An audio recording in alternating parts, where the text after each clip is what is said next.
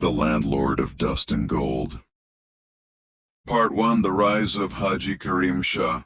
The village of Mehrabad lay between two rivers that met, like silent rivals on the edge of the desert. One river brought life, the other carried destruction during floods. Yet both obeyed the same master, Haji Karim Shah, the greatest landlord the region had ever known. His mansion stood on a small hill, built of white stone and crowned with wide balconies. From there, Karim Shah could see his land stretching as far as the eye could travel: golden wheat fields, cotton farms, mango orchards, and endless canals that shimmered under the sun.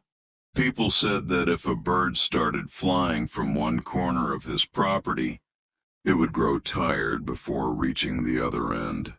But Karim Shah had not always been a king of land.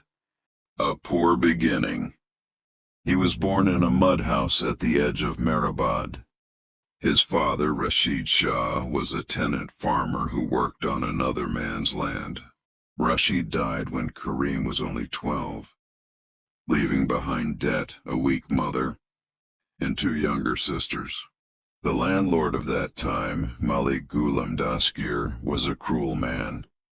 He took half of every harvest and still demanded extra payments.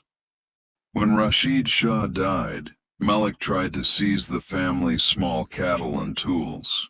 That was the day Karim learned his first lesson of power. He stood in front of Malik's guards, barefoot with dust on his face, and said, "You can take our cow today, but one day I will take your land." The guards laughed. Malik laughed even louder. But Karim did not forget that humiliation, the fire of ambition. Instead of breaking, Karim worked harder. During the day he labored in the fields. At night he went to the small village school, learning to read, write, and count. The school teacher, Master Rafiq, noticed the boy's sharp mind. "You don't think like a farmer's son," Master Rafiq once said. "You think like a man who wants to rule." Karim smiled and replied, "I don't want to rule people. I want to own the ground they stand on." By the age of 18, Karim had saved enough money to buy 2 small acres of abandoned land near the river. Everyone called him foolish. "That land floods every year," villagers warned him. But Karim studied the river's behavior, built small embankments, and dug smart drainage channels. After 2 years, his crops were better than anyone else's.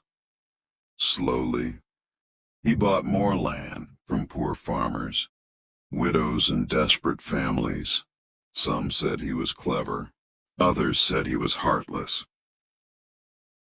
Karim said nothing. He only counted his acres, marriage, and power. When Karim turned 25, he married Zainab Begum, the daughter of a declining noble family. Though her family had lost much of their wealth, they still carried social respect and political connections. This marriage changed everything. Through Zainab's relatives, Karim entered district politics. He learned how files moved in government offices, how land records could be adjusted, and how officials could be influenced. Within 10 years, Karim Shah became one of the largest landowners in Mehrabad. He bought Malik Ghulam Dastgir's property when the old landlord fell into debt. On the day Karim signed the papers, he visited Malik's old mansion. The same man who once laughed at him now sat weak and silent. Karim stood in front of him and said calmly, "You taught me something important, that power never stays with one family forever." Malik lowered his eyes. Karim walked out as the new master of Mehrabad, the king of the village. With land came influence. People now called him Haji Sahib, even before he had gone for Hajj. Farmers came to him for loans. Marriages needed his approval. and disputes were settled in his courtyard. Every morning dozens of villagers stood outside his gate, a farmer asking for water access, a widow begging to save her son from prison, a trader seeking protection for his business. Karim listened carefully, spoke little, and decided everything. He built a mosque, a small hospital, and a school. To some he was a hero. To others he was a silent dictator who controlled lives with smiles instead of whips. His children grew up in luxury. Ahsan Shah, his eldest son, educated in the city, ambitious and proud. Sarah Shah, his daughter, intelligent and sensitive to injustice. Bilal Shah, the youngest, spoiled and careless. Karim believed the future of his empire depended on Ahsan. "You will inherit land," Karim told him. "But more importantly, you will inherit fear and respect. Never let either disappear." The hidden enemy. Despite his power, Karim Shah had enemies.